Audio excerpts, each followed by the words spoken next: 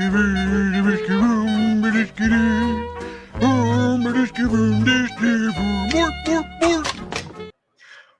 back to the Barbecue Nerds podcast, where fire meets flavor and science meets smoke. I'm David, and with me always is the Wizard of Welds, the Sultan of Smoke, and the man who once reverse seared a steak with just eye contact, Frank Cox. Thank you for that phenomenal introduction, Dave. Appreciate that. You're welcome. That's hilarious. With eye contact? That was it. Simply looked at it. I know that it's a classified story, but you know, with what we're looking at tonight, talking about tonight's episode, stalls, sparks, and sausage. We're talking about three magical moments in barbecue: the brisket stall that breaks hearts, fire starting fundamentals that can make or break your cook, and finally, we get into the smoky, spicy science of sausage. So tonight is the night to be able to discuss how you're able to use those superpowers, those laser eyes, and be able to reverse your steak.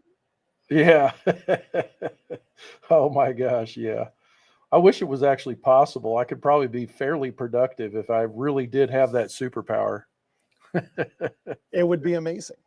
You did teach me about, again, that cowboy cook taking those steaks, putting them directly on top of the coals and cooking. Well, it's more caveman style than it is a cowboy cook. Wouldn't you say? Oh yeah. More caveman for sure. Yeah. Mm-hmm. So it looks like we've got with us tonight two badass men. We've got Hojo coming in from Dallas, Texas. We've got Usneil coming in from the great state of Florida, South Florida. Yeah. Cheers, guys. Two gentlemen that are masters of their trades. Yeah, for sure. So, hey, we were, you actually were planning the show because I was busy on some other stuff. And we apologize that it was my fault. We missed it last night on Monday night.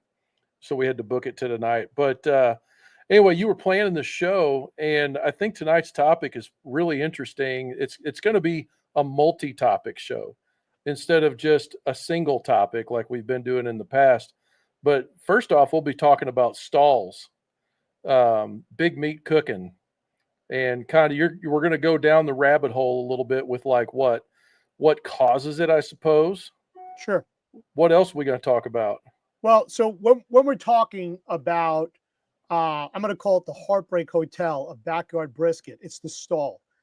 This is pretty much what gets everybody when they're making a brisket. They're out there, they're cooking 8 hours go by, and they're saying to themselves, am I ever going to get this thing on the table for dinner? Typically because they didn't plan accordingly for the amount of time it takes to cook that brisket. And what typically occurs, again, is that they get up there in temperature to like the 150, 165, maybe even 170, and then that's it. And hours go by, and they start to wonder, is my thermometer working correctly? Is my cooker the right temperature? What have I done wrong that I can't get it to a finishing temperature? And as I know, after much experience, it has nothing to do with any of that. It has to do with the evaporation of the moisture that's within that meat and the collagen breaking down into gelatin. It's just a lengthy process. And that's, again, barbecue is that low and slow process. Brisket being what Texas is known for. When people think, what is the ultimate item? If I could get to that point, what is the apex of barbecue? And that tends to be in the evolution, getting to the brisket because of the amount of time it takes to get there and to get it done the right way. Yeah, absolutely. So can I channel my inner refrigeration guy for a minute and talk about evaporation? All right, because I'm dying inside. I got to talk about it. So when we talk about the stall and the moisture, it's not just the collagen fat that's coming out. It's also other stuff like, and you correct me because you're the meat guy, the myoglobin and other juices that are rendering and coming out of that meat because we got it above 160. And that's like when we get in that 160, 165, that's when we're just beginning to start to render. And so it's a really critical time in the overall cook to where we gotta be prepared for this new thing, this stall, this evaporative cooling effect.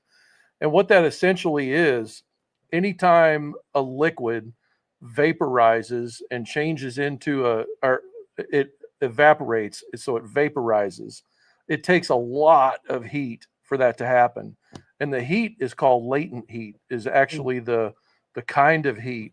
And what it is if you ever wet your hand and blow across it and you feel the cold on your skin, what that is that water is pulling all the heat that it can, since you're moving air across it, and it's literally sucking the heat out of your hand. And that's what happens. It's just trying to get as much heat into it, latent heat, which is not measurable, sensible heat, which is measurable, and it's trying to boil off and vaporize.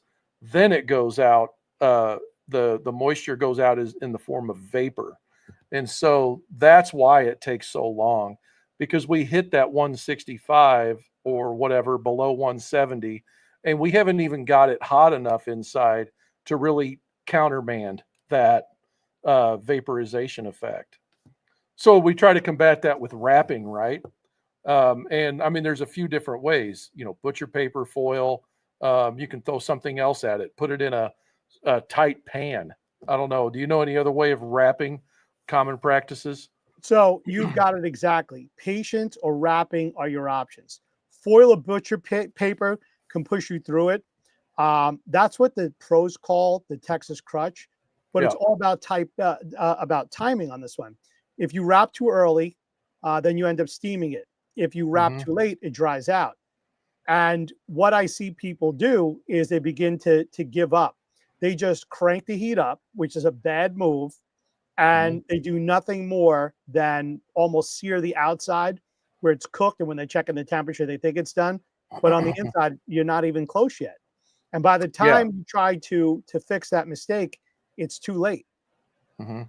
Yeah. So the foil in this case, we wrap it tight. If you put it in a pan and then cover it, I didn't know this until a year ago. I was in one of Andy Groneman's classes. If you just take your pork butt or your brisket, let's talk brisket, stick your brisket in a full size pan and cover it with foil, there's too much air in there. And so what'll happen is it'll boil off and become steam and vapor inside the pan. And since there's so much room, that's going to actually have airflow around it. And what'll happen is you won't form bark. It'll actually liquefy your bark that you just put on in the first little bit of your cook. Whereas if you take and cut and wrap it really tight with, like, roll it around really tight and get it on there to where it can't breathe, then there's less airspace around that piece of meat. And so there'll be less room for vaporization to happen. In other words, it's going to come to vapor pressure and just stop. And that's that crutch. It prevents it from vaporizing and cooling off the surface of the meat. Rejecting the heat also doesn't happen because we're keeping it inside of that foil. That's right. Or brisket paper. Brisket paper. Well, paper. I tend to use brisket paper. When I said brisket paper, I meant butcher paper. I did. The butcher paper. That's correct. The brisket I got you trapped. It's the butcher paper. You got me saying it. It's probably going to be the new name. Can you get me the 1,000-foot roll of brisket paper? Yeah. So I will use the Wagyu beef tallow, and I'll smear that all over my butcher paper, and then place my brisket on top of that and wrap it. I don't know. Maybe it's just me and the way that I think, but I want some of that liquid that's left to evaporate, and that's why I use paper versus tin foil. I have noticed people using foil wrap. The new thing is that the boat method, because by keeping it open at the top, you're allowing the pooling moisture at the bottom still to escape. I see that there's a question here. Hojo's got a great question. He's asking here, and I've done this beforehand. Can you wrap and cling wrap? There's different trades where this is done. I've seen this done where it's wrapped in plastic wrap, and then around the plastic wrap, you get the tin foil. The rationale behind this is usually when we're dealing with different cuts of meat. Say we were dealing with like a steamship of ham or an entire roast beef. In that case, yeah, in the catering industry, it's done quite often. It's able to sit in a warming box, which is fine. However, I would think that whether you're using an offset or a direct heat cooker, my concern wouldn't be that you're going to melt the plastic wrap since you have the tin foil around the outside, but you're trapping all that liquid in on the inside. And Frank, to Yes. your credit, you said it. What's going to happen is all that beautiful bark that you have, it's going to become mush. Yeah. And bark formation is one of the key texture tenderness components. We got to have that if we're going to Yeah, have, in my opinion, perfect barbecue. So we want to protect that. So we don't want to necessarily, like, I know that like putting the tallow in there, that is more fat and it correct. does seal the butcher paper. And that's a really important piece of the puzzle with it. But if you ever notice, like when you're cooking ribs, when you pour all that liquid, I've seen guys pour apple juice in their wrap and their ribs are face down in the foil, that actually softens the surface of the top of your ribs. So then you got to put them back on for a little while to dry out get that bark formed back. So anyway, I do think that the crutch though is really really important for that phase of the cook because we want to do a couple of things. We want to retain some of that moisture in the bottom of the wrap. The top, like of your brisket, all that moisture is going to sit on the bottom, but then on the top of your brisket, we want to protect that bark.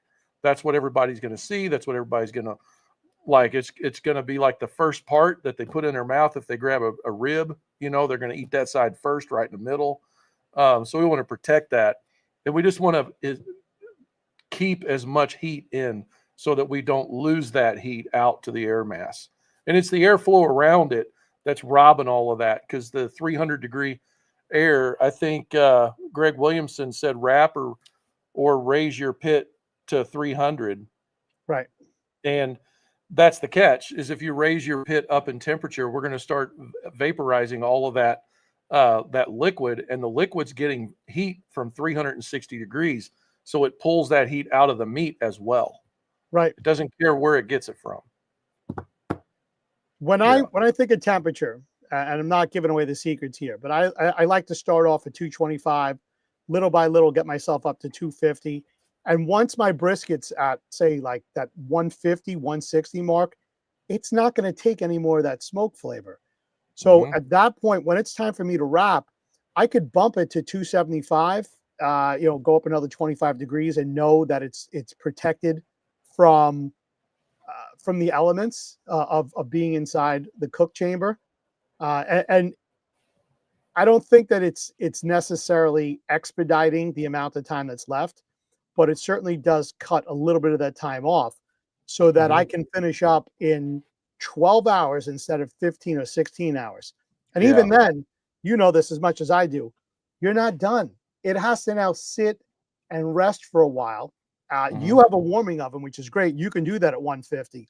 I then have to go put it onto a different device, and that device has to maintain that 150 in order for me to be ready for service, usually the next day. Yeah. Absolutely. Getting back into pork butts though, I know we're talking brisket right Yeah. now, especially, but getting back into pork butts, something interesting that's happened to me a couple of times when cooking on drums or direct heat. If you foil in foil and you add liquid whenever you wrap, let's say apple juice and cider, whatever, which I've done a few times early on and I quit doing it. But when you do that, or you heavily inject Mm. that moisture as that pork butt or that big muscle piece of meat's coming up to temp, that liquid is pushing and pulling and it's moving around, and you'll get a lot of liquid in the foil wrap. And what I've actually had happen before is the liquid will actually surround most of that pork butt. I don't know if anybody else has ever experienced this. And when you check it from the top with your probe, that pork butt will not go past 189 Hmm. in Missouri anyway, at 1,000, 1,200 feet elevation. It just simply is not going to go above 189. But when you open it up, it's overcooked. Cook it for hours like that, trying to get to 198, 212, 203, whatever your temperature is, and it won't do it. And that's because the boiling point of that liquid, as long as there's liquid in that space, okay, let's go back to what's I think it's Boyle's law. Correct me if I'm wrong. I never had to know the name of the law, but whenever you have liquid in a container, the as long as the temp so as long as there is liquid there, it will continue to absorb heat until all the liquid is completely vaporized. So like complete vaporization. So it cannot get above water, for instance, at sea level, cannot get above 212 degrees as long as there's water present. And that's what's happening inside that wrapper with that pork. It's just sitting there sucking heat, wanting to vaporize. We've got it trapped, it can't get out. And so you'll literally just boil that pork butt. Wow. I don't know. Have you ever had that happen? I'm thinking to myself, I've made mistakes. Usually, and I tell people all the time, and when they're first starting off to use a pork butt because it's forgiving, I've ended up with mushy pork butts. I've usually my technique now is when I'm just about done, I put it into a foil pan and then I cover the entire foil pan with tin foil over the top or aluminum foil, same product, different names. Not made of tin anymore.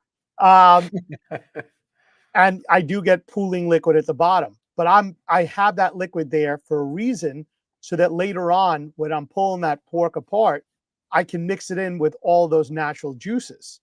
I don't inject as much as I used to. In competitions, that's a big thing because it's all about one bite. But whether it's a charity event or I'm just cooking at home, I don't inject the way that I did. So whatever liquids that are coming out of there, whatever natural flavors, I want to retain that. That's the au juice. Yeah, absolutely. So the way to in my situation, what I have to do is dump some of that liquid out and keep Mm, it, like you're saying. But I got to get some of that liquid level down so it's not robbing all the heat, and yep. that my pork butt still has the opportunity to come up in temperature. But the way that you'd know if it's overcooked, by the way, on pork is if you take some of the pulled pork and you don't squish it, just take the pork and then put it on your tongue and then push it against the roof of your mouth. To me, it has a powdery texture, but like it's beyond mushy. It's actually kind of dried out a little bit. It doesn't hold any moisture. Hmm. So we've actually overcooked it at that point. Whereas brisket gets dry and Right. overcooked. That's usually hand in hand. So cool, man. Yeah. So yeah, I guess my advice would be wrap really tight and don't like add a bunch of liquid. If you do add liquid, be prepared to pull some out in the when you get up around that 180, upper 180s, 189, something like that, and try to resurrect your bark. And then just keep it tight so that you don't lose your bark. So here's a nerd type of topic. Here's one about brisket, and I had only seen this done a couple of times. When this individual was getting to the point where they were at the stall, they pulled the brisket, put it into a vacuum chamber, and then stuck it into water and sous vide it until it was done. What do you Yeah. think about that method? Personally, I wouldn't do it, but it is a very effective method. Okay. Sous vide is a really great way to cook. Like I would call it par smoke and then finished with sous vide. I don't know. I don't think you get the full barbecue effect, but you do get a lot better sleep that Yeah. way. Which sous vide is just basically we pulled a vacuum in a bag. There's zero air in there. And so now, since there's no air, bacteria can't live. And so, in theory, anyway. And so, since it is in a vacuum and no air can live, now we can cook at a much lower temperature. We can cook down in the no zone. We can cook less than 140 if we want. Don't recommend it, but you could. And Right. the idea is whatever temperature you're cooking at, your temperature cannot get above that. So you can just sit there and coast at 120 for I don't know how do they do it, like 30 hours sometimes. That's the thing. So yeah, I'm thinking that and I see a question here. Chris Farrar is asking, how long do you let the brisket rest? If you're doing this sous vide method and that's it, you're at your 170, you're at the stall. I would think that you could stick it into a water bath at 150 and walk away. So what Mhm. would be my holding temperature would be this brisket's finishing temperature and its holding temperature. And you're completely correct. That's the point where you now walk away. I'll see this thing, tomorrow. If I'm done at 8 o'clock at night, 6 o'clock at night the next day, it's ready to go. Yeah. Yeah. Well, but to answer my part of the how long I let it rest Yeah. is whenever if I'm really focused on doing a really good brisket cook, I'll cook usually around 12 hours. Unless I'm on a smoke slinger direct heat pit, it'll be 8 hours because there's some rule in nature that Dave and I discovered, and maybe Dustin already knew, is that everything cooks in 8 hours if it's big, and it's done. Like, you don't have to think about it. But on an offset, I prefer a 12-hour cook. That's what I like. That's how I'm going to get the right render, the right bark. It's going to be phenomenal brisket. I'm going to pull that brisket out and set it in open air, probably in my kitchen, or if it's a warm summer day, I'll set it on my counter, my stainless table in the garage, and just let it steam. And I'm not going to mess with it until the internal temperature of that brisket is down below 160. That's what I like to see. 145, 150, depending on my holding method. Right. If I'm going to hold in a cooler wrapped in towels, it's going to be between 160 and 170. If I'm going to hold in my warming cabinet, I got one of those big tall warmers. We're going to go all the way down to 145, 150, because I can set that warmer for 150 and I can just rock for as long as I have power. I can let it run and not have to do anything to it. And it moves air, so it's just holding at 150. The idea here is that you're going to try to get rid of the heat energy that's inside that big piece of meat, so that when you wrap it back up, like I let it sit open, then you're going to close it back up really tight and then put it in a pan. The whole foil or butcher paper, whatever, goes in a pan, and then you set it in the warmer and forget about it. I've rested up to 18 hours before with no impact. As long as you stay above the no rule, which is the no zone is it has to be below 40 or above 140 within 4 hours. That's the no zone. Because within that realm, it'll start cooking, creating bacteria growth. And that's no. So but we can hold for 18 hours. I think I've heard people go longer, but my preferred time is as long as possible, up to 12.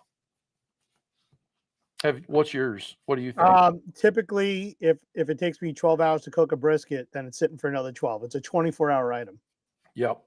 And that's the thing. Again, that's why I say this is the apex. This is the top. When you really have got your craft going, that's when you start doing the briskets. Yeah.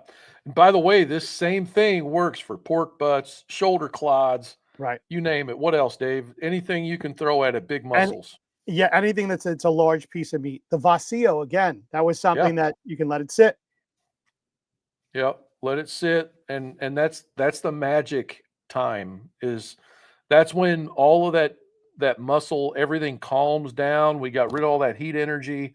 And it's just going to let all them juices equalize throughout. It's not going to be trying to cook still. Right. I've seen these things now, these holding blankets sold. I've been tempted to get a hold of one and try it out. My theory is the same as yours. It's just as easy to wrap it in a towel and put it inside of a cooler. Not to mention that with towels, especially if they're older towels, they're disposable.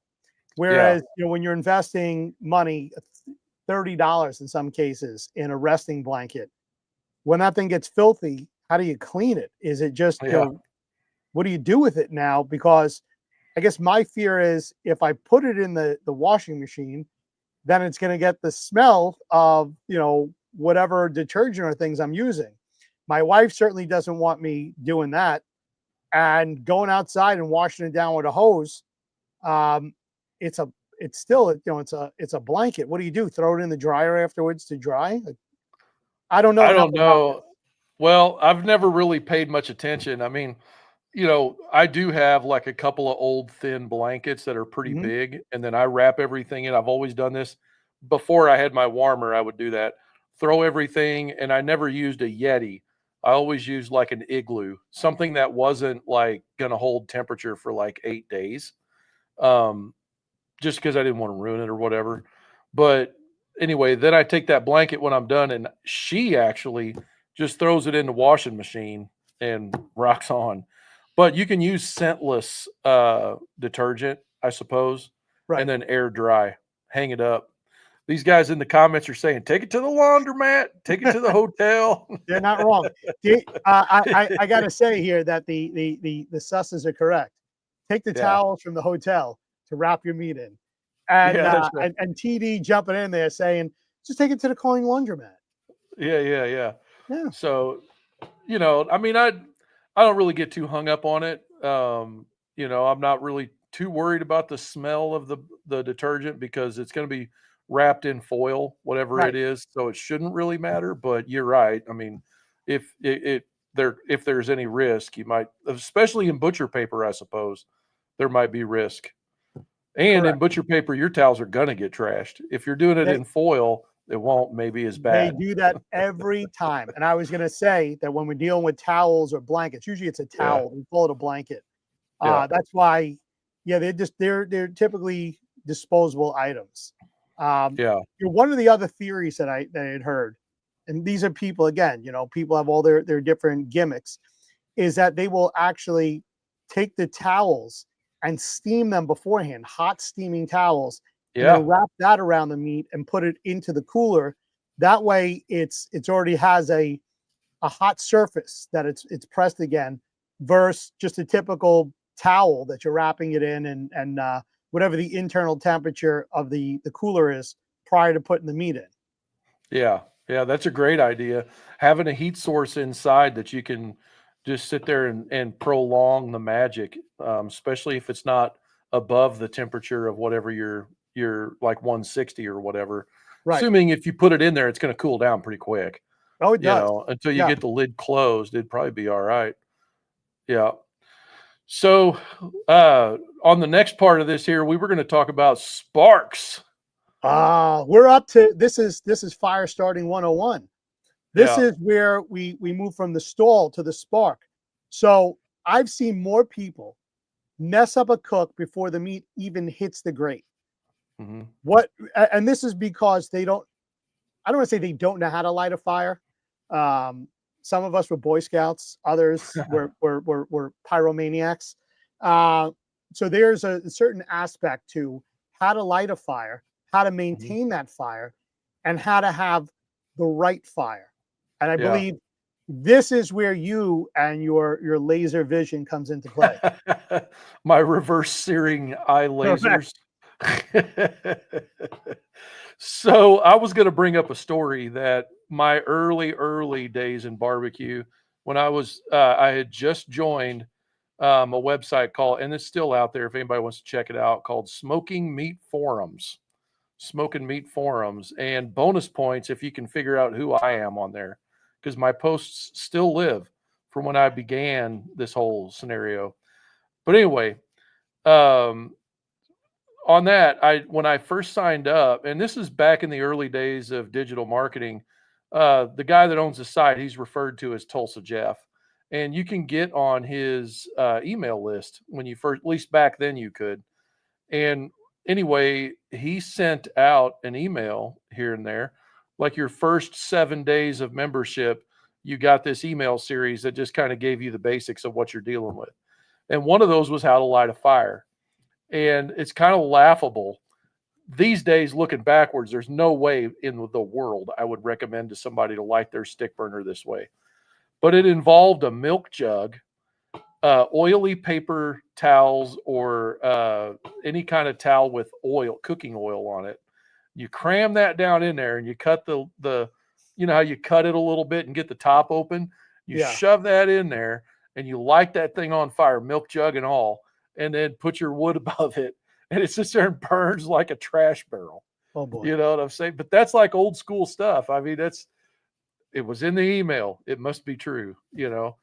So I read that about the milk jug, and I was like, you got to be kidding me. I'd never tell somebody to light a food fire with a milk jug. But Right. anyway, um, Yeah, maybe I misread it. I don't know. If somebody's as OG as I am, they can come in here and tell me I was crazy. And I used the milk jug a different way, possibly, but I don't recommend that method.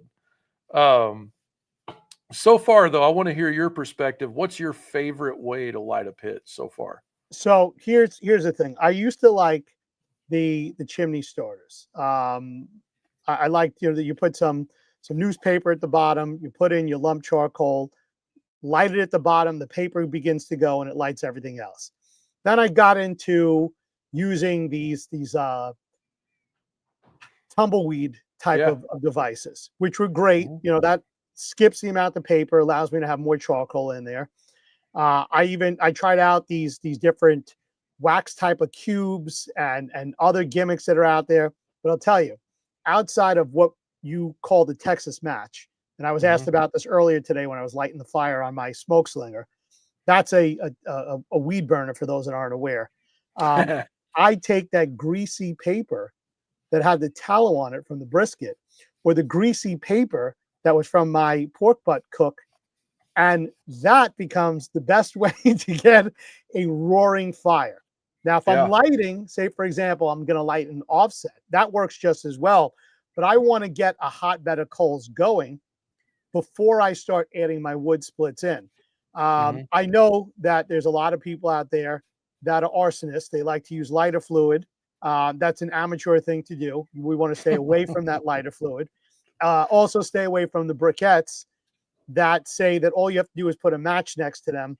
Typically, those have some other type of chemical accelerant in it, and that can be imparted in your food if you're not careful.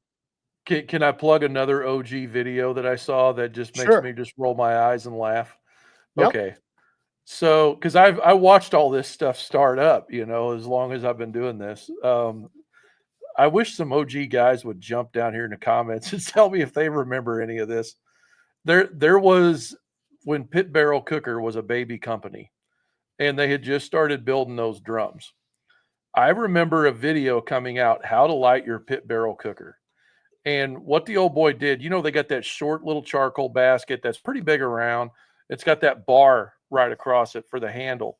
And I watched him fill it up with charcoal, like Yep. stack the briquettes, Kingsford, set it down inside the pit barrel cooker and take it. Now, by the way, this whole thing is happening on a wood deck. Okay. And he put this down in the bottom of the drum, the charcoal basket. Then he took the good old Kingsford lighter fluid and just like started dousing inside that barrel with this lighter fluid all over the charcoal.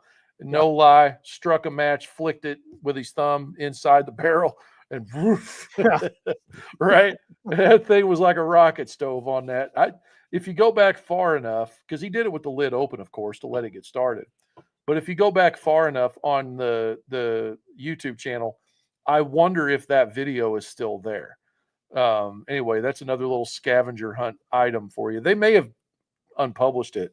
Who Right. knows? But I do remember that video coming out, and I was sitting there laughing my butt off because, like, we always lit our baskets outside of the out of the drum, and we never did it on a wooden deck.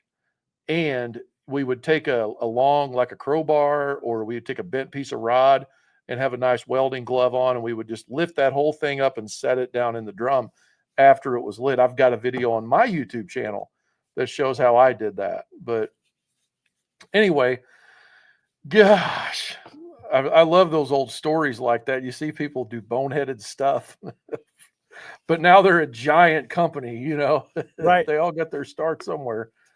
Anyway, yeah, so second, what you said on the butcher paper, the oily paper, that's a great technique. And I guess we're kind of applying these fire starter methods. We're talking primarily about offset smokers or stick burners, maybe in this little part of this segment, and direct heat cookers, you think?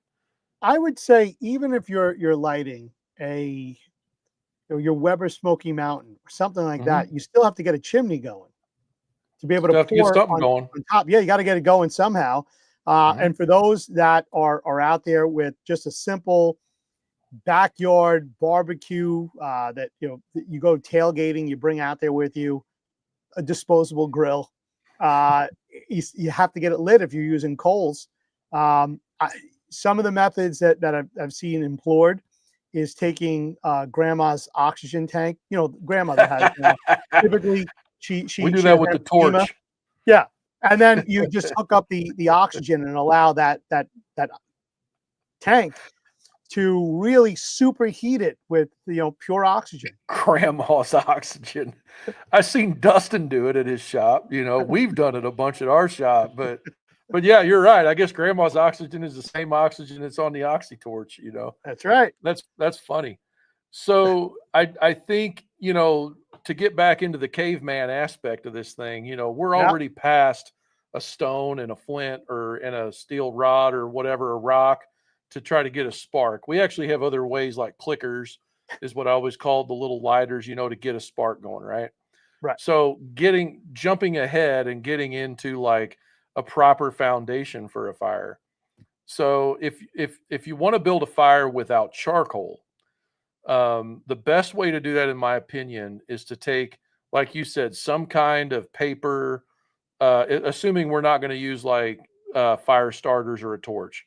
We're just going to take some kind of paper, butcher paper, newspaper, whatever, done it a million times myself. One of my favorite things to do is take like Pam or some kind of, lard or some kind of oil and get on the paper, wad it up, stick it down inside. And then we're going to start small and grow big, right? We always start everything small. So I like to take like bark. I split my own wood. So I've got like tons and tons of, like just scrap wood that fell out of the splitter. That's little splinters and stuff and chunks of wood. And I gather all that up and try to keep it dry. And I'll build that around that newspaper pile. And then usually what I'll do is I'll set like 2 small splits. And when I say small, I'm talking like an inch, inch and a half in diameter, about 10 to 12 inches long. And I'll set those on top of that newspaper and I'll light that and I'll walk away for a minute. In theory, what'll happen if you did a good enough job building this out, you'll light the butcher paper. The butcher paper will give you a big enough flame to start burning the kindling or all the little shavings and stuff, which will then wind up lighting those 2 bigger logs, which will then give us some coal bed. And then once we start to get that all on fire and we get pretty good, everything's starting to turn black and the newspaper's gone, then we can start adding a few more splits, Boy Scouting this thing up. Add just a little bit at a time, let stuff catch, open your door, give it plenty of air, and then now you've got a sustainable fire. Once you get to the point where you've got a good coal bed going, that fire will typically run itself. The reason that people suffer more than anything with fire management is because they either rushed it whenever they were trying to get the coal bed going, or they put too much wood on during the cook, or the third way is they didn't put enough wood on fast enough and lost their coal bed. That's like stick burner 101 right there. How I like it. But then if I go back and we start talking about the charcoal, you're going to see me start a fire most of the time, unless I'm showing off with the whole caveman thing. You're going to see me start a fire with a Texas match and a bit of charcoal. Correct. Get that thing running and then put little splits. We're still starting small, building big. Little splits, bigger splits, stay ahead of it. When I work with this guy, let's just call him Barbecue Bob. Barbecue Bob thought at that time that it was appropriate to use 2 things to get the fire going. And I'm talking on a 250-gallon offset. One was a bottle of Everclear, and the other one was thermite. I'm going to give you the recipe for thermite right now. So what we need is... Wait. Hilarious. And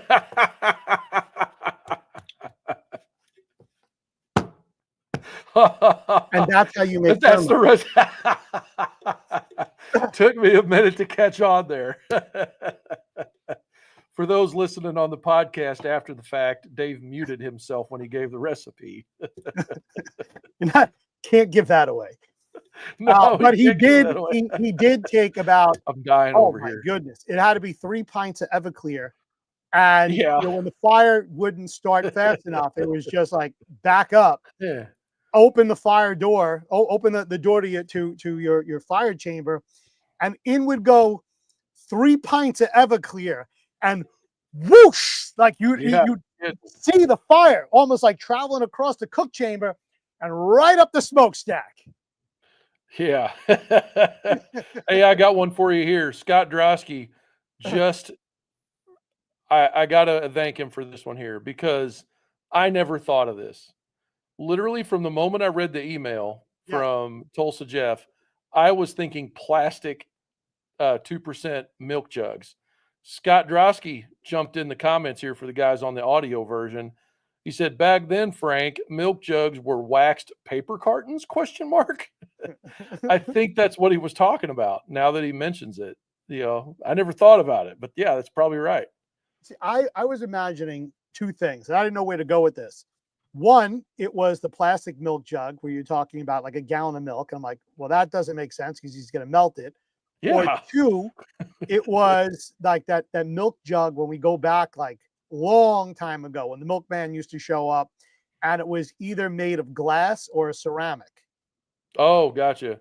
Yeah. So I do believe it was the 2 quart paper cartons is what Right. I think he was talking about. So I'm a dummy.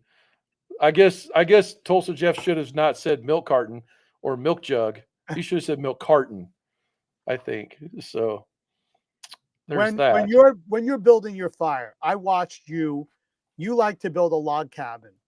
Yeah. Had always built like a teepee and then went with that, so that in the center you have your ball of fire, let's just say, and then all of the wood is kind of coming around at a teepee, so that as the fire comes up, it lit the sticks, and eventually the sticks would fall one on top of the other. Your Yeah. method, and which I see a lot more people doing, it seems to be very effective as long as you have a coal bed going first, or like Keith is mentioning here, even though he says that have a better charcoal, it's then to bring in that leaf blower. Or as we've Guilty. seen with many companies out there, they start marketing these blower fans that go in order to get the fire going or maintain the fire. Luft lighter. LUFT lighter. Hmm. That was an old brand of that. Um, yeah, yeah, solid. So there was something you said a minute ago though. The teepee and the Oh, yeah, yeah, yeah, yeah, yep. that. So I got distracted by the Luft lighter. Oh yeah. So the TP method is a solid method for live fire or open Okay. fire.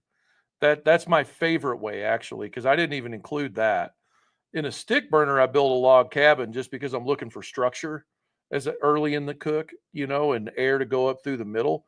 But the TP, because the log cabin stacks better in a round bottom on a firebox or whatever. But the TP method is really, really great for anything where you've got a good flat bottom and you're going to start building a fire in there. And you're right, it does seem to like chimney effect takes over, like the chimney effect, which is where warm air wants to find a container and go through it and go up. And whenever it does that, it picks up velocity. And so it Hmm. really makes a great fire that way. But that's my go-to for open fire of any kind Okay. is the TP or a fire pit, too. Right. Um, yeah. The log cabin method I like though, just for the ability to build the structure and keep it stacked and keep my second layer of logs up off the bottom. So I get air under. You know what I Yeah. see people making mistakes with all the time? They neglect oxygen. And I'm not talking about grandma's oxygen. When they're building say in this case, the log cabin, they don't leave any room for the air to get through. There's no gaps. So they're Yeah. trying to light a fire, and without the oxygen, there's no source of combustion to occur in order for that burn to occur. So they just get a lot of smoldering wood. It never Hmm. combusts. Yeah. Yeah. Absolutely. Yeah, oxygen is very important, and you got to plan your air path through whatever your coal bed is, or in between your coal bed and your pile of logs, whatever that is, so that you can harvest the BTUs out of the coal bed. Right. So like whenever we're running a fire on the bottom of a stick burner, that's one of my favorite things to do is, like we're talking to log cabin methods. So round bottom, and then you want to bridge across that radius of the bottom with your first layer, and then you got two more splits up on top of that. And in theory, all of your kindling is down in the bottom, or whatever you were going to build your coal bed out of, even charcoal, is down on the bottom. And so whenever you do that, you're trying to get that oxygen a path to go through. And whenever you do that, the only thing that is actually giving you the benefit of BTUs Hmm. is the actual surface area that's exposed to airflow. So when we start the fire, the surface area of that charcoal is on fire, but the stuff that's down inside takes a while to light. This can be used in two ways. Strategically, we can actually burn it like a fuse. So as those coals light, it takes longer for the bottom to light, and our whole our coal bed lasts longer and burns downward like a fuse, which will extend the amount of time between when I got to do something to it, right? Hmm. And that's very important. The second thing is like in the middle of the cook, we've established a good coal bed. We've added logs 2 or 3 times probably during our cook, typically about every 45 minutes if you're doing a really good job. Sometimes if you're fighting some stuff, it may be 20 to 30 minutes depending on your conditions you're cooking in. And what'll happen is during that cook, the coal bed that has already burned becomes ash, fine ash. The wood that you have been burning becomes the new round of coal bed. And so what'll happen is that the surface area of that becomes clogged with the ash and the other stuff, so it can't get air anymore. So what you got to do is take your shovel or whatever it is, and you got to push that coal bed and spread it out so that you can get more air to more of that coal bed, and it'll burn a lot cleaner that way. And you'll be able to add your wood in and increase the length of your burn that way, if that makes sense. Yeah, it does. It does. Yeah. Yep. Surface area, in order for the charcoal to yield BTUs and heat and keep our cooker running, and 1,000-gallon pit has to move a lot of air. Oh yeah. So we got to have a lot of coal bed established, and we got to have a lot of surface area open, because the heat actually comes from the coal bed, not from the fire. Yeah. What I Did we get? did earlier today, well, this Mhm. afternoon, to light my fire, because I had people asking me, how do I typically light a fire? So I took some pictures and put them up. I took 2 logs, and for those that are listening and can't see me visually, I put them parallel to each other with space in between. And in Mhm. that in between space, let's call it about 6 inches of space, I used my charcoal. In this case, it was char logs. So again, going back to last week's discussion, I do love lump charcoal. I would have used that, and I lit that first. And then as that began to burn, it moved outwards towards the logs. And then, as you're saying, you get to that point where now your charcoal becomes a fine dust. That wood is now lit, and then little by little, that becomes my new charcoal. Now, those Yep. those embers that are on that are now introducing the heat. What it Yeah. also did, as it begins to touch the wood, is it adds in that natural wood burning flavor that you would Mhm. get from your stick burner. So rather than Yep. using chunks of wood, for those that aren't able to fit full pieces of wood, it's very similar to that. You have your charcoal burning, and then you have a little bit of wood that begins to smolder, and then that smoldering wood adds the flavor in. And as your charcoal burns down, you now have a new bed of charcoal at the bottom. Yeah, and that's why we got to maintain that rhythm of adding a little bit of wood. Hmm. And for new guys that are brand new to cooking barbecue like this, or you're wrestling that Home Depot, thin cheap, and when I say thin cheap, it's $1,800 or less Right. in my mind.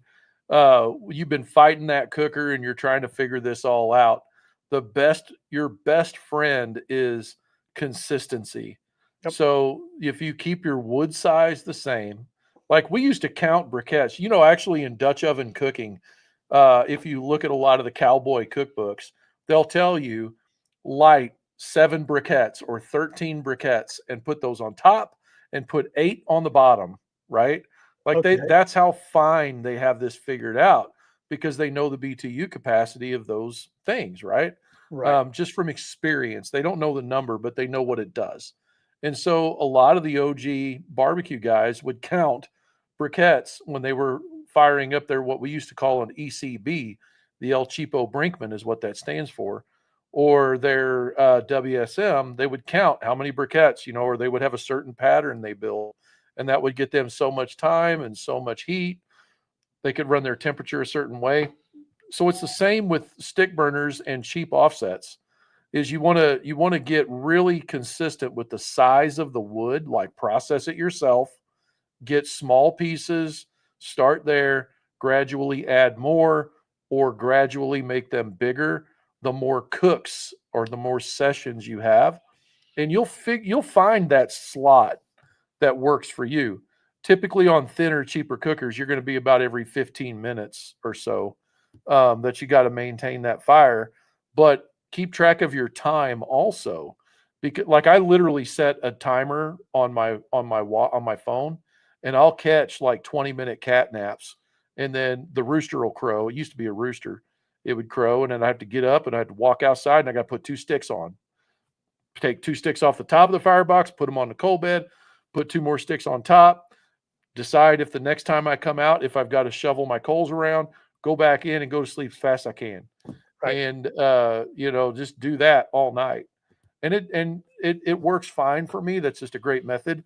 But you gotta be like staying ahead of it, and remembering your routine.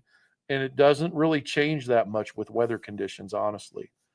Unless wind is crazy, but colder weather, warmer weather, it seems to stay pretty consistent like that. And this is what I preach to people all the time about the you don't need the insulation. I mean, from your side, you're able to speak about this from the refrigeration side. Not Sure. only does insulation keep the cold in, it also keeps the warmth in. Yeah, it So does. if you're using your pit, if you're someone who leaves your pit out in the wintertime and think you're going to light it, that insulation just helped to insulate the cold inside. Same way your cooler does. So now you've got to Mhm. battle that back. And the only way to fight that is to then come outside with your weed torch and heat up your cook chamber prior to getting anything else done, just so you can get that to the right temperature, since it's retaining the cold and you're fighting the cold. Yeah, absolutely. Yeah, yeah. For stick burners, the sweet spot, like we're cooking with air. We're not cooking with radiant heat.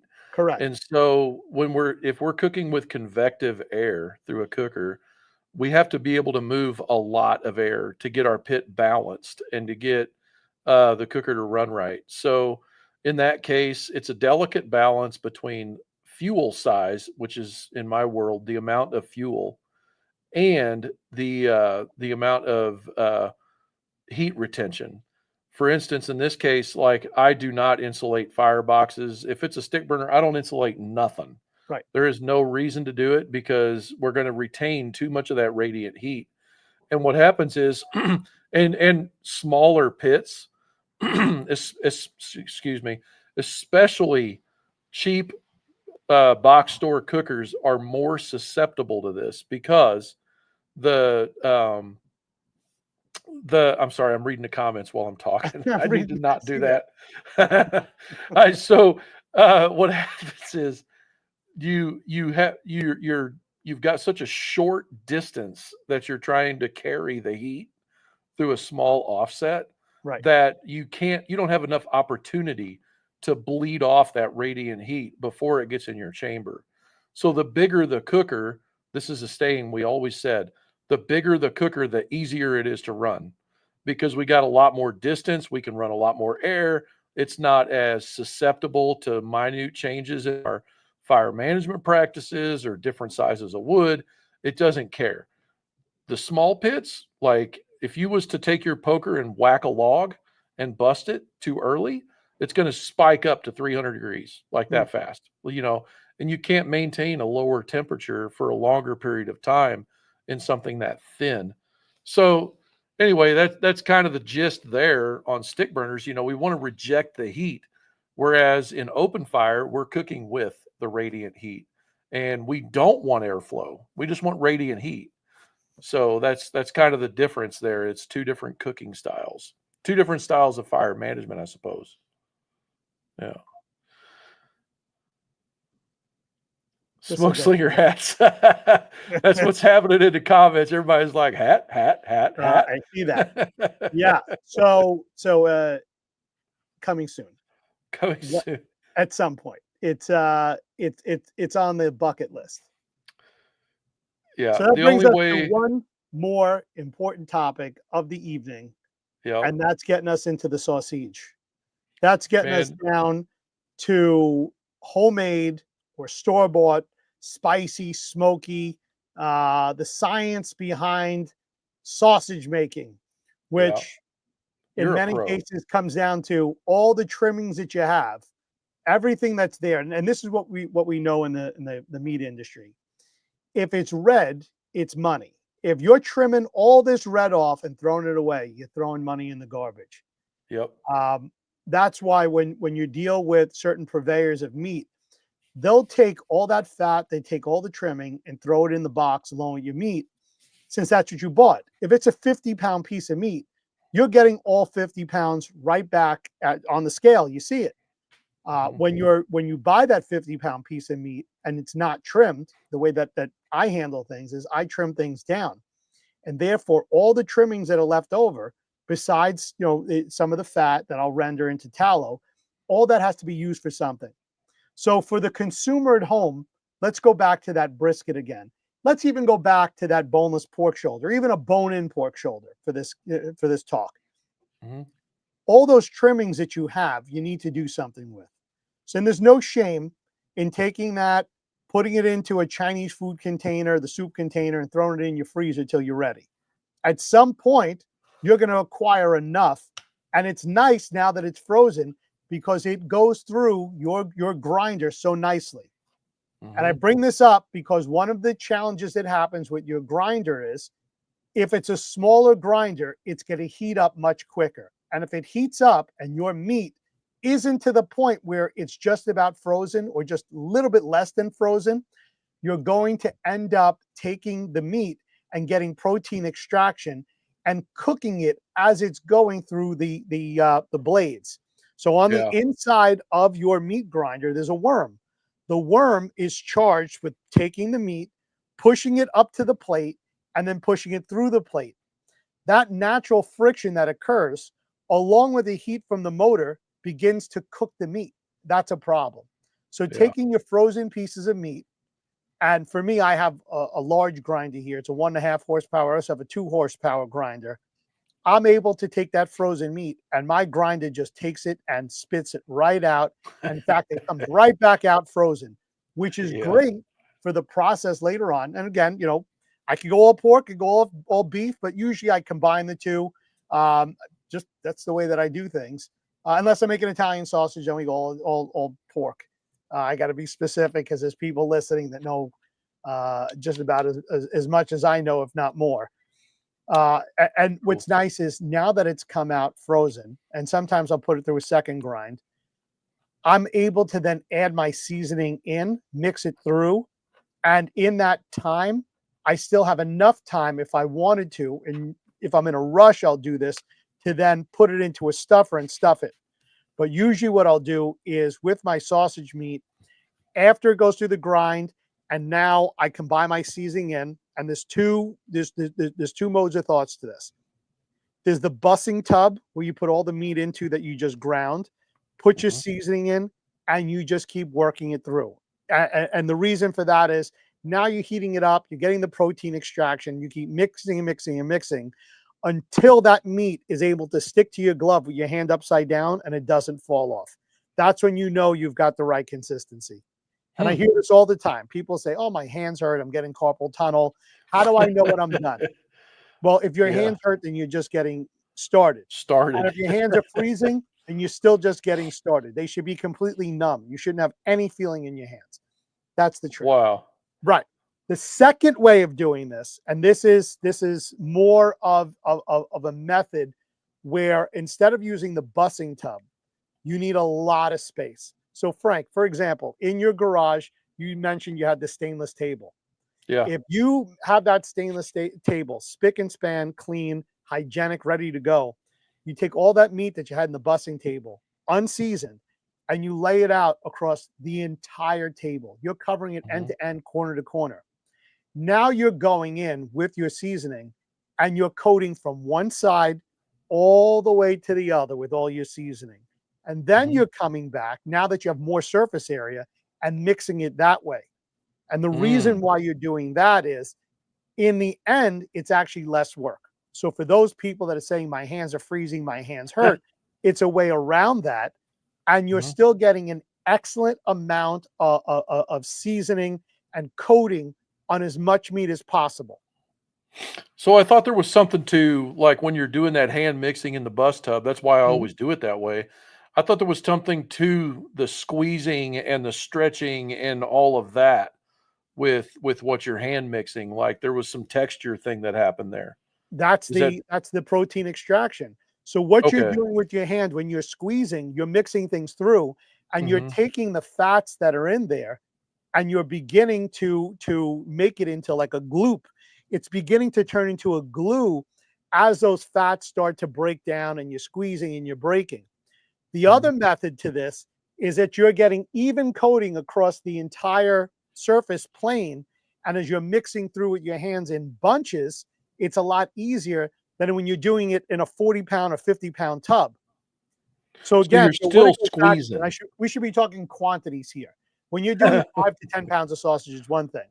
When you're doing a 50-pound tub, 25 is what I do. right? So even 25.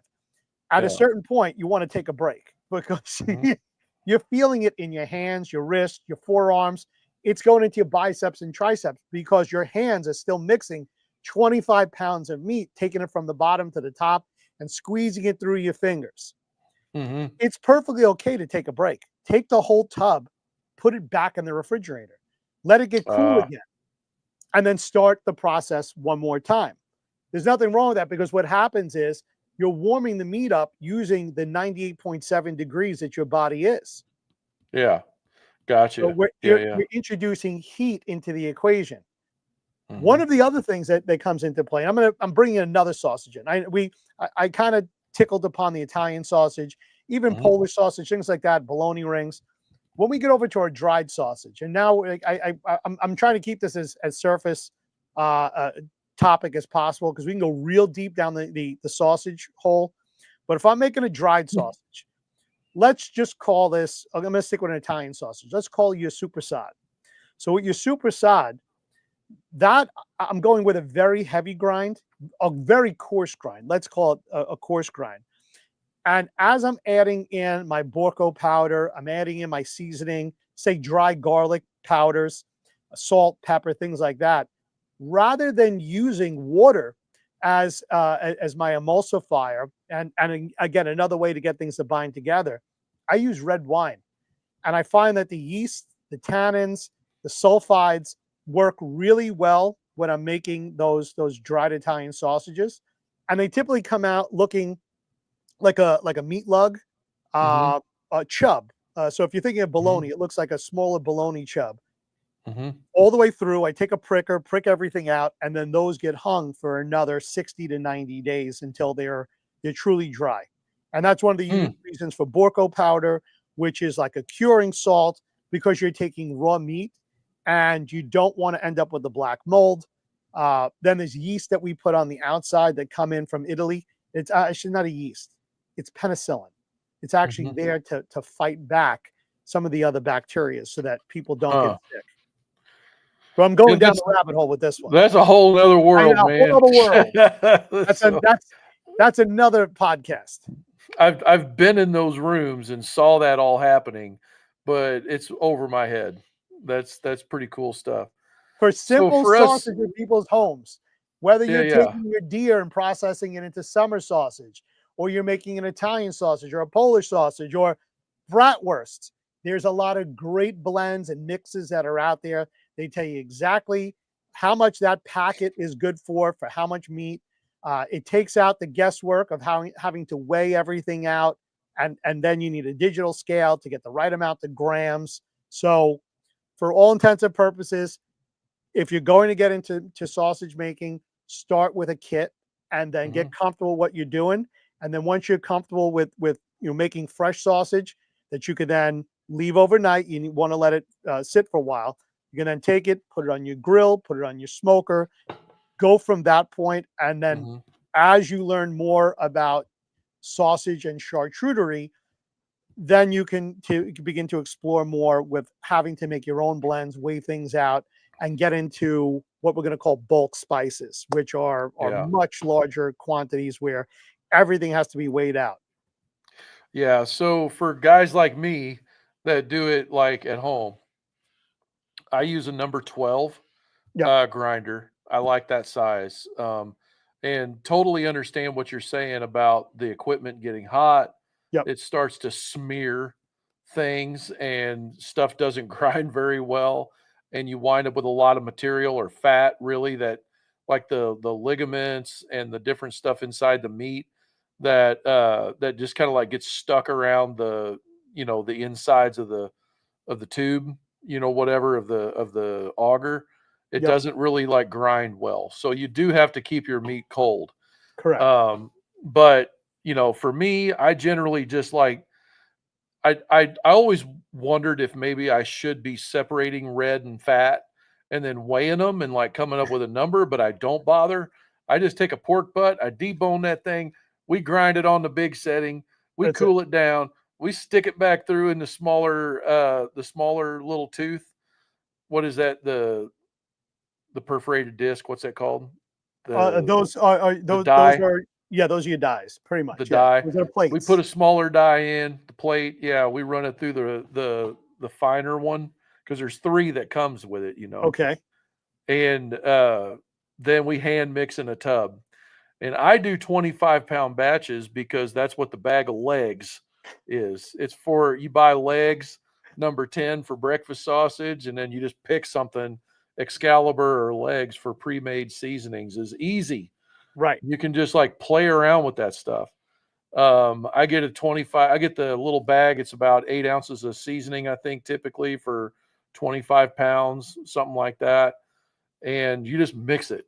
And the emulsifier Dave was talking about for the red wine, in my world, it's put the seasoning in the Pyrex 2 cup thing, and then Yeah. we fill it up the rest of the way to the 2 cup mark with water, and we take a fork because I never use a whisk, and we Uh-huh.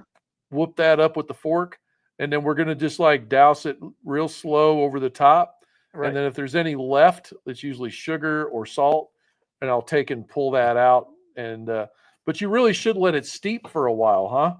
Well, I put the dry powder. I put that dry seasoning in, whether again from a kit or I'm measuring my own. I put the dry seasoning directly into the meat, and then Oh, I'm taking the water little by little, adding it in because I can always add more water. I can't take it away, so I'm kind of sensing out the consistency to where I want it to be, so that I don't end up with a sloppy mixture. oh, I don't want it too wet. I want it enough that everything it's a binder. Let's put it that way. sure. The alcohol is an emulsifier because alcohol breaks down fats, whereas Mhm. water you're adding moisture in, and it helps with that whole process of the natural moisture that's in the meat to add just a little bit more because you're drying it out by adding in dry ingredients, and then that's kind of the process. So I don't put any cure in Oh on no! like Oh right, because you're doing fresh fresh meat, sausage, right? fresh sausage, yeah. But I do know that my little bit of time I've hung out, very short amount of time, I've hung out with like Bill Dumas, who's known as the sausage sensei, a couple other guys.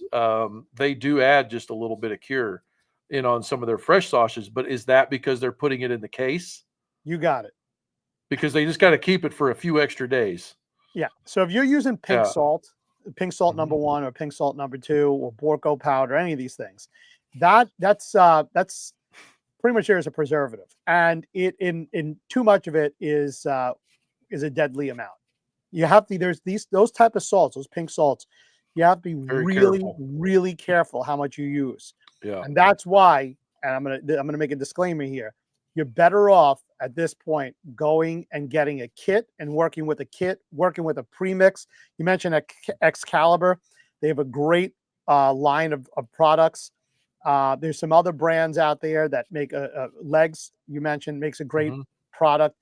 But you have to be careful what you're doing when you get into dried sausage and curing, because you're taking raw meat. You're not cooking it. So I think in the case of what you're talking about, it goes into shelf stability. Yeah. Um, what we found when we were dealing with shelf stable items was we would use MAP gas on the inside instead of nitrogen when the packaging was done, and that gave it the shelf stability. Because as you know, oxygen in that container would most definitely cause oxidation, break it down, and it's going to rot that much quicker.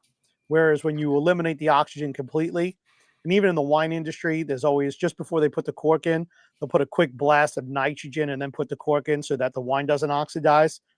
Same thing when we're trying to keep meat stable for longer. We're going to get rid of the oxygen and add an inert gas. See, I'm thinking like just in the display case at the butcher that's sitting in fresh air. Ooh, Because, like, that's what I'm talking about. Like, when those boys is making it for sale that day, like, what are they doing? Like, that's that they interesting. so, like, I'm a refrigeration guy, I understand that case, and that's the worst thing in the world to work on Right. because you still got fresh, open meat in there that the air is in contact with, and it's moving that I mean, it's not like cellophane. No. Go to your local butcher department. There's like bone-in pork loin, like loin chops, sitting right next to tomahawks, and nobody buys that stuff. Like you see it in there. Right. Like, what are they throwing it away? They can't throw it away. It's cost money. So That's how right. are they keeping that stuff alive with all them brats in there they made? The bacon's cured. I'm assuming they cover them back. They cover them back up and put them away at night, probably. Yes. But like I know in my town at Price Chopper, there's not enough people buying the pineapple, freaking wow, whatever else is in it, bratwurst. Like there's not anybody buying that really, or maybe a few people a day. So how can they afford to keep that stuff in there? They must be curing, putting some cure in with it, or something as a preservative to kind of keep it alive for a couple of extra days, possibly even using an artificial casing so they don't get into the hog casings. I think that you're onto the right idea, that for areas where things aren't moving quick enough, they would put that in. But then how about the consumer who takes it home? And I'm thinking now the pork stores, where, let's go back to that brisket paper. Let's go back to that butcher paper. All right. Yeah. So now the butcher paper, as it's intended for, that's why it's called butcher paper. You're wrapping the rings of sausage or the links of sausage in there, and someone's taking it home. If they're not using it immediately, again, we're in that same position where it's going to begin to oxidize. So the causality behind that, I'm making an assumption, is that that's added not only for them to be able to prolong the sausage they made that day in the store to last 2 days, but also for Mhm. the consumer who's taking it home and isn't using it immediately. Because nothing's worse than taking that beautiful pinkish reddish color that you see through whether it's like a viscofan, which is a synthetic casing, or a natural hog casing, and it begins to get that grayish color because you see that it's oxidized, it's aging. That's all it is. Yeah. It is not, you're not going to get sick. It's just it's oxidized, and then the color starts to turn that grayish color. Yeah. Yeah, totally. Wow, man, we ought to answer some questions here. There's some stuff. A You wanna lot kick of some of stuff coming these? in because we started with sausage. Yeah, I'll let you take over with All that. right, so here this is interesting. What we got going on here. I'm skipping past the hats. So Yeah, me too. Hojo is mentioning here that he made 15-pound batch of sausage last weekend from a little feral hog that he shot. 11-pound feral, 4-pound pork back fat. That's excellent because those feral pigs don't tend to have a lot of fat. So you need to Mhm. subsidize that in. I use back fat. I think is the same thing as leaf lard. I'm pretty sure they're pretty close to each other. Actually, leaf lard comes closer to the kidneys. So I add extra fat in from time to time. I like to have that on the side. And I just buy it like that in bulk. Um, Sometimes I'm going 70-30, sometimes 80-20. I like to have a little bit more fat in there because fat is flavor. And I realize that as I'm cooking it, that I want all that juice to stay there. I don't like the dried sausage. Specifically, if I'm doing an all beef sausage, it'll be very dry if I don't add in some tallow. Let's see what we got here. So Trumpet says he's overdue for another batch. He wants to make a big batch. Him and I have one of our mixers is exactly the same. I believe it's a number 32 that we have. That's a 1.5 horsepower, and that thing's a beast. My favorite, which that number, yeah, that's the diameter of the correct. opening of the tube you shove the meat down in, right? That's very important. You brought that up. In millimeters. Yes, that's actually the mouth of it, not the throat is at the top, but it's actually where the auger lives. Yeah, where the auger's coming through. That's the opening that we measure. Oh, okay. So if you ever had to buy more die plates, you muted. Now, this thing actually shut itself off. I got you. There we go. I unmuted you. Yeah. This time it wasn't on purpose. No, this time it wasn't on purpose. It died on its own. So the other thing that let's see what here. So what's my favorite seasoning to add to my sausage? It's garlic. Yeah. I like to add garlic. I mean, I do a lot of funky stuff. I'll do a portobello with sun-dried tomato sausage. I'll do a jalapeno cheddar brat. I'll do a broccoli rabe with mutts on the inside with cheese. Then we do our straight sweet sausage, hot sausage, fennel sausage. We do our cheese and parsley sausages, and some of these are thin, very thin. I can't think of the size of it right now. Almost like a sheep casing, but it's not. It's a pork casing. And we'll do our pinwheels out of that, and then I'll do my big links. Usually the links are about so much in size and about that much in diameter. And then for the big bratwurst, they're more like 5.5 to 6 inch bratwurst. And that's another talk. Even how to tie sausage and we're getting down the rabbit hole again. It says here, let's see. So Greg says that those sausages on the show from the Texas barbecue pits look good. So you never have a hoggish smell or taste in the sausage. Never once do I have any of that smell or flavor. The meat never has that smell when I'm bringing it in. And the casings, if they're natural hog casings, usually they're packed in salt.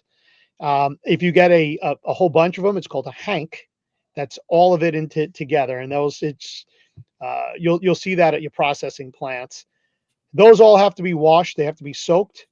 Some of them, it's necessary to turn them inside out to get the salt out from the inside of the casing as well, and just to flush them in the event that you believe that there might have been a smell or anything inside. That's the best way to clean them out. There, Daniel Perez is asking about an electric mixing tub. How about this one, buddy? I don't have an electric mixing tub. Rather, what I have is a big hopper that has these paddle wheels on the inside. That hooks right up to my 32 mixer, and then I can go forward and reverse little by little, and that takes out all of that handwork completely. So this guy over here knows that how difficult it can be when you're doing 40 pounds, 50 pounds at a time. So it's a lot easier to take it and put that meat into that big hopper and do it that way. And the way that we did it prior to this is with our giant Hobart mixers. We would put it right in the Hobart, again, with the paddle wheel that most people know for mixing in the bakery, and let that thing go to work. And boy, did it work well. But I don't have a Hobart here in the house. You know, the last 50-pound batch I did with some friends, he brought one of those things, and we had issues. It could just be the design or the brand or whatever, but we had issues with some of the mix and some of the sausage going to each end of the paddle and getting stagnated there. It doesn't like comb it off and pull it back in. Is that just the mixer design? Because I haven't used a lot of them. That's where that rubber spatula comes into place. You just gotta, stop. they're all like that. You They're just all gotta like that. pull them in. Okay, all Yep. right. If you have a lot in there, it won't push to the side. It'll just keep going, but you are going to get a little bit on the edges. If it's not, if the paddles aren't out far enough, if it's not built that Mhm, way to be able to scrape the sides, and it mhm. really shouldn't be scraping because that's metal on metal, but you Sure. should be real close enough that it looks like it's gonna touch it. Then you just use that rubber spatula, push it right Yeah, back into the middle, and fire it up again. gotcha. Here we have, let's see, Chris Farrar is asking, do you add any fat to your sausage? Yes, I do. I answered that question. If it's beef sausage, I'm adding in some tallow. If it's pork sausage, I'm adding in some leaf lard. And if it's a mix of both of them, well, whatever we have available, because I've already Yeah. mixed the flavors anyway. But for general bratwurst making, Yeah, what percentage? Like a 60/40? I tend to go 70-30, and that's by Okay. weight Mhm, because obviously the weight of the fat is a lot less than the meat. So mhm, when you're looking at it, if I was to tell you, like, we're going to make 10 pounds of sausage, right? That means that there's 7 pounds of meat, 3 pounds of fat. Why? Because at the end, let's go back to those premixes. Those premixes are based upon a quantity. In your case, you're talking 25 pounds. mhm. So if that was, I'm just using even numbers with a 10. So if that packet was made for 10 pounds, is the question then, and I'm only asking now, is that talking 10 pounds of meat or 10 pounds of the entire mixture? Because if it's 10 pounds of the entire mixture, then a 70-30 or 60-40 would have to be 60% or 6 pounds of one and 4 pounds of the other. Yeah, I've always interpreted it to be the entire mixture The entire of mixture, meat. correct. Yeah, so I usually do percentage of whatever the weight is on the package. Right. So if it's 10 pounds, yeah, then I don't really measure, but if I was measuring, I always thought that 60/40 was pretty much a prime number for certain kinds. Maybe I'm thinking like summer sausage is a 60/40 or something. I don't know. Something we made one time, the guy said that, and I was like, "Okay." I just went with it. Fat is flavor. But the other thing with fat is that, people will talk about, I know it's going to come up on here, that they begin to squirt. It happens. You Yeah, put them they on do. there, and if you cook them too long, then they burst on you, or you get a pinhole and they squirt everywhere. That's why we use prickers. We not only get the air out, but I've created ventilation holes for the grease to drip out of, so it doesn't just, suddenly you get a geyser. Yeah. Yep. Hmm. So let's see what we asked here. So Chris is, so there's it looks like Keith answered Chris's question saying it depends upon what your meat looks like when you start. We do a lot of deer and add pork butt. Exactly, because your deer is too lean. It needs something in there, and pork butt is perfect. We make deer burgers and save the back, then tallow for beef, and we'll add it back to the ground deer. Exactly, 100%. This guy knows what he's talking about. Scott's liking our sausage talk. Brent's got a good question here. He says, I had a brisket trim to my deer and pork sausage for the towel. I had a brisket trim to my deer and pork. Oh, Oh, add. he took the brisket trim, the beef trimming, and added that to his deer sausage along with the pork sausage. So he did a try mix. Nothing wrong with that. Yeah. I like where that one's going. Uh, it sounds like Dave can do 90 minutes on sausage. I could. That's the problem. Is I understand that side very, very well. Let's see. Hojo says the worst part of making sausage is doing all the dishes. That's I right, can't. man. Uh, I can't agree more. They freaking don't put that stuff in the dish machine, not no. them parts. You gotta keep those things clean by hand and brushes and little picks and tools. Make sure you get all the crap down from inside that tube, Yeah. like, where the auger goes in. I can't tell you how many times, like, I look in there and there's still meat in them flights and So stuff. here's the way around that, and I'm getting back. I'm not going down the rabbit hole. One last little nugget on this one. So when you're done with your grind, there's always that little bit that's left. It never makes its way out. Sometimes it's just fat and stuff that happens to get stuck around the worm. There's other times it just gets stuck behind the plate. So you'll hear people say, well, just throw some ice cubes in. Not a bad idea. However, depending upon the type of motor that you have on your grinder, you could end up killing the motor on that grinder because it's not made to be able to take that ice and Crush crush it and ice. push it through. Right. So, and you'll kill the warranty if you're in the first year. The other way to do this, and it sounds a little bit odd, is to take just a couple of pieces of bread, like the ends that you get on a loaf of bread, take that, stick that in. Now, worst case that happens is you get a little bread into the sausage. That's the worst thing that could have happened. But typically, if you're watching it, it'll take the meat, push it through, and you know you got to the bread because the bread is no longer a pinkish reddish meat that's coming out or white fat. It starts to come out as brown. So, it looks like brown fat that's coming out. And that's the best way truly to be able to clean out your mixer and get as much of that meat that's in there. And then that's it. Unfortunately, Trumpet Master said it here. The cleanup is the worst part. I agree with Hojo as well. There's nothing we can do about that.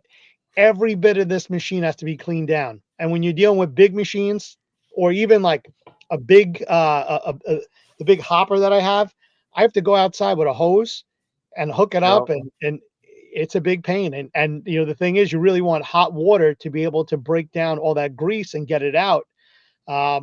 I've had to use Dawn detergent soap when the water's too cold. I have to do something to be able to get the grease out. Yeah, I use the bread trick 100%. That's a great trick. Yep. And then I also installed a hot water faucet in my garage where my hose hooks up. Yeah, that's the smartest So I move. go out to the edge of the woods and do it. Yep. Yeah, Daniel Perez is saying use hot water. Completely correct. When you're in your house, you have smaller equipment, that's fine, or smaller pieces. I'll tell you the biggest pain is the plates, having to clean out all those individual holes.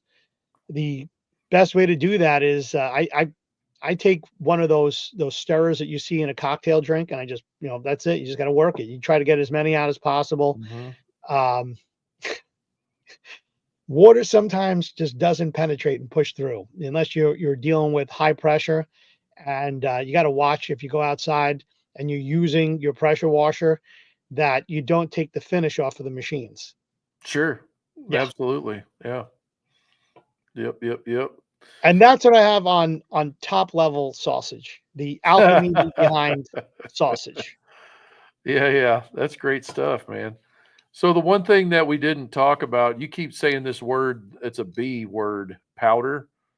Can you tell us what that Borko is? powder. Borko What is powder. that? That's a curing agent. It's Okay. very similar to using like your number 1 or number 2 pink curing salt.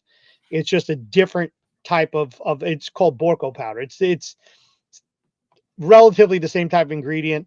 You'll see in commercial operations, it's much more common to just use a number 1 or number 2 curing salt. Borko powder is kind of an old school thing. Yeah. So for the normal guy out here that maybe not experienced or is sausage curious, Yeah. that's never actually took the plunge. Mm-hmm. The one piece of it, and I want you to elaborate on this, but the one piece of advice I would give is start with what's called fresh sausage, which is basically you literally, if you don't even need a grinder, if you can buy ground pork and you Yeah. can buy ground beef, dump those in a tub and you can put salt and pepper and anything else you want in there and mix it up. You have now made fresh sausage. Now Correct. you just have to determine if you're going to cook it like that or if you're going to put it in a casing. And the only thing you really need for that is a stuffer. So simplify and get used to it and then build out from there. And this scary stuff about curing, like I think it's like this. Fresh sausage is where you start and learn. Cured sausage, like summer sausage, for instance, is a great place to play around a little bit and get familiar with like the intricacies of making sure you don't kill people and things are great. And then you can get into this whole nother world of like the hanged meat, like Dave was talking about earlier, with whatever the hell that thing was you talked about Charcuterie. with the wine and all that. Yeah. So you're right. Yeah, I agree with you. Fresh sausage, just going to the grocery store, getting ground beef, ground pork, and then forget about the casing and the stuffers. That's another piece of equipment. For someone simply to do this who doesn't have equipment, do this like you were making a hamburger from scratch. Make sure you taste the meat because you want to make sure you have the right salt content, things like that. And just simply make a breakfast sausage. Make a breakfast Yeah. sausage patty the same way that you make a hamburger. and Or put that Italian into a sausage. frying That's pan and do Italian it that way. sausage, not in a casing. No, that's what it is. Yeah, spaghetti meat. Right. That's it. Keep it simple. Yeah. And then over time, you can acquire equipment and things get more complex because that's just the pathway we go down. And you Yeah. go from your fresh sausage that you're grilling to your cold smoked sausage that you hang, and then you get into your dry aged, and then when you're really getting nuts, then you get into your full dry aged meats. Then you're talking your gabagool. Then you're talking your prosciutto. Then you're talking other types of artisanal sausages that take time, and we're talking months, in some cases years. If you do a prosciutto, like a prosciutto de Parme, that's 24, 36 months. It took 3 years. Mhm. So if something goes wrong, you just lost 3 years. Yeah. And the idea is for it not to go wrong. So you coat the outside with a whole lot of fat. You don't want any scratches in that fat because then oxygen can get to the meat. We don't want it to oxidize. So it's a lot of fat on the outside. And here's a trick that we learned a long time ago. 2 wheels of cheese, 2 whole wheels of like Parmigiano Reggiano, and you Mhm. put the meat in between, and one piece of cheese is on top of the other one, and it sandwiches it down so it's nice and flat. You're taking basically the ham of the pig, which is rounded. It's the hind quarter, and you're flattening it down. And you need the weight, and it takes time, and it's an expensive process, which is why when you go to your local, say in this case, you had mentioned Price Chopper, why you're paying $30 a pound or more. Or if you're fortunate enough to have accessibility to some of the Spanish hams that come in, your Iberico hams, then you're talking ham that when it's finished, $99 a pound. Yeah, that's crazy. Insane. Yeah. Cinco Jotas, So $99 a pound. so I know we're going over, but one more thing I want to talk about real quick is the difference for the guys that are past the fresh sausage side and getting into like curing stuff. Tell us the difference between cure number, because we always hear cure one and cure two, or pink salt and other slang. Tell us the Right. difference between the two, but be short. Ooh, ooh, you want pink curing salt number one. I got to remember because it actually goes by the For recipe that dry I'm using for it. Yeah. or for wet. One's for wet and one's for dry. I thought. Like if I'm going to do a bacon wet cure, Okay. or I'm using pink number one, So I believe, but I'm can't dumb. remember it. I just know what the bottle looks like. I never read it. Yeah. I'm pretty sure it's pink number one for, maybe I shouldn't have brought this up, but I'm pretty sure it's pink number one, which is the most common. And you're going to put that in a brine like scenario to Right. do like bacon, or I use it for Canadian bacon that I like to make from pork loins, different things like that. But then the other kind, which is called what? Prague powder? So number one, I'm gonna let you in on a little something. Okay. So Prague powder is still number one and number two. Okay. Another name for these things is Instacure. I forgot about that one. Yeah. So the pink salt number one is made of table salt and sodium nitrate. It's mostly table salt. That's not what the problem is. It's sodium nitrate that in Yeah. large quantities is a problem. This is for short-term dry cures. This is not for fresh sausage. 3 So when you're days. talking about your bacon, some of your other dried sausages, your ham, your corned beef, a lot of your smoked meats, that's where you're going to use your number one. And it's you want to use it pretty much. You want to eat the meat just about as soon as you can after it's been cured. So you think of like your pink salt number one as your fast cure. That's your quick cure. For Mhm. your long cures, that's your Prague powder number two. Again, sodium that has table salt and a higher amount of sodium nitrate. Plus, there's another salt in that, which I can't remember the other salt. Sodium nitrate, it might be potassium in that as well. And that's why you got to watch out that you don't end up with having too much potassium in your body. That's a whole nother issue with metabolization. So that's used when you're making your salami, your prosciutto, your gabagool, your dried sausages, your aged hams. So think of it this way. Number one is going to be your quick cures. Number two is your long cures. Dry aged sausage at home, doing your smoked sausage, cold smoked, number one. You're doing the more heavily intense meats, things that are going to sit there for months, then you're using powder Pepperoni. number two. Pepperoni, hams. Is that Yeah, right? your hams for sure. Your pepperoni, still, it's going to fall into like, we'll call it the salami category. So yeah, you're going to use a number two. Yeah, yeah. Your hard Yeah. meats is the best way to put it. That's The ones you're going to that's put on the the deli slicer. yeah, that's the side I never got into. Summer sausage, yeah, that's easy. Um, the rest of it, pepperoni is a dream Yep. thing for me to start playing with. Bucket list deal. Get really good at it. I've been in the rooms where everything's got the white mold on it, and you said that's penicillin, I think.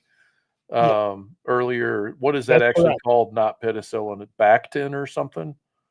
No, Is there a well, word? this is the stuff that I'm buying, and it's by the ounce. That's how crazy this stuff is coming in from Italy, and there's different types of of materials. In this case, like a penicillin that's on the outside to be able to kill off any of the bacteria, the molds, the funguses, so people don't get sick.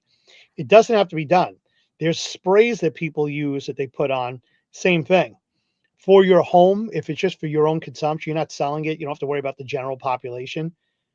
You're going to be able to take that thing and cut it in half. And if you see it's black on the inside, you just take it and throw it in the trash. That's going to get somebody sick. Yeah, Yeah, that's the easiest way to do it. So if yeah, you were to at home do this, you want to do it when the temperature is correct. Can't do this in the summertime; it's too hot. The wintertime yeah. is too cold. So you're kind of getting on that fall or spring weather, where the ideal temperature is there. The humidity isn't too high; it's not too low, and you're in a dark room. That's pretty. You got the light from the ceiling, and that's Yep. where we would take boards. We still do it. We take wooden 2x4s and put nails or screws into them, and then we're hanging the sausage, usually using zip ties, Mhm. because the strings can rip over time and they get filthy and they tend to wick any liquids up towards the boards. Whereas the plastic zip ties, they're great. You cut them when you're done, you get rid of them. Yeah, that's great. Yeah, yeah. We need to stop talking about that and answer a few more questions, Dave, real quick Sure. before we cut it. Brent likes to use a straw cleaning brush. That's right. The brush that goes down inside the Yeti cup straws is what he's talking about. Hojo, I agree 100%. Best time to clean dishes when she gone. What's up, tall beer man? Appreciate you. I got some stuff here in the garage for you, bro. Stay tuned. I've been supposed to call you for a week. Keith, no one appreciates a pure burger nowadays. I agree with that. A pure pork burger. I keep some in my freezer. I season it on the grill. It's sauce. It's the pre-sausage meat. There you go, Dave. Take it away. Hey guys, off topic. My apologies. In the market for a stick burner and would love more content on the Liberty 94. You know what? And I would love to produce some more. I have an idea. I have a lot of things that are on the way, including, I'll let this one out because I'm picking it up on Friday, is a bone-in brisket, fat cap on, whole bit. This is a primal. So I'm going to try this out on the Liberty 94. I'm going to take the whole thing. We're not going to trim it. The best I'm going to do is just to take a knife and where it's got my stamp on it. It's edible ink, but from the perception, people will see the ink on there, and if they don't know and they didn't hear this, they're going to wonder why I left the purple ink on there. So I'm just going to take that off, but it'll be a bone-in brisket, fat cap on that I'll put onto the Liberty 94. And I've got some other choice cuts, not choice meat, but fabricated cuts that I'll be dealing with this Friday morning. I'll be down in the Hunts Point market for a good portion of the very, very early morning, getting some stuff put together for content. It's awesome. I do have some fire management stuff coming out too on the Liberty 94 soon. There we go. TD. Side note, since sous vide was talked about, I wonder if sous vide pork ribs to 190, then cook them over a live fire to char them up. how that would taste. Am I crazy, yellow? I've heard of people doing that. They do the sous vide portion first, and then they char them up afterwards. Yep. I think it'll be more like a Ruby Tuesday, like a baby back ribs from Chili's Yep. kind of deal. Like you're going to get that char, whatever, off of a Famous Dave's rib. What do you think, Dave? I think what you're going to end up with here is a type of rib where you're just going to be able to pull the bone out. It's almost like the restaurants that use liquid smoke and they steam their ribs and then they have the liquid smoke in there to add the flavor. I think if you're sous videing them, they're kind of cooking in their own juices on the inside. And then you're adding that reverse sear at the end just to get the char and to crisp them up. So it's a curious experiment. The taste would come down to the little bit of smoke that you're able to impart at the end, since you already cooked them to 190. And whatever dry rub, or if you're using a sauce, whatever that sauce is, that after you apply it and you allow it to caramelize, I think that's the flavor.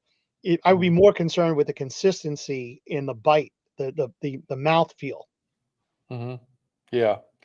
I'm not sure about the rules on sous vide for low cooking temperatures and stuff, like how long Mm-hmm. you got to go. But I think time is a very important part of that recipe.